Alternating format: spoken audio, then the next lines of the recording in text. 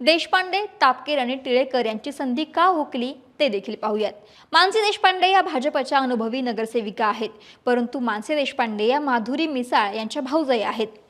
त्यामुळे भाजपच्या पॉलिसीनुसार एकाच घरामध्ये दोन पदही देता येत नाही, कारण माधुरी मिसाळ या आमदार देखील आहेत आणि मंत्री देखील आहेत। त्यामुळे एकाच घरामध्ये दोन पद देणं हे भाजपच्या पॉलिसीमध्ये बसत नाही आणि त्यामुळेच मानसी देशपांडे यांची संधी हुकली। दुसरं नाव म्हणजे वर्षा तापकीर। वर्षा तापकीर यांना मंजुषा नागपूर यांच्या इतकाच अनुभव आहे।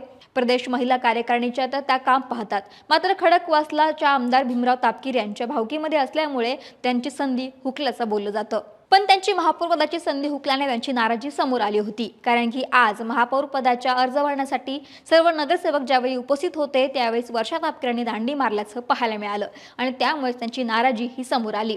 तिसरं नाव होतं रंजना टिळेकर। भाजपच्या ज्येष्ठ नगरसेविका असणाऱ्या रंजना टिळेकर यांचं देखील नाव महापौर पदासाठी चर्चेत होतं।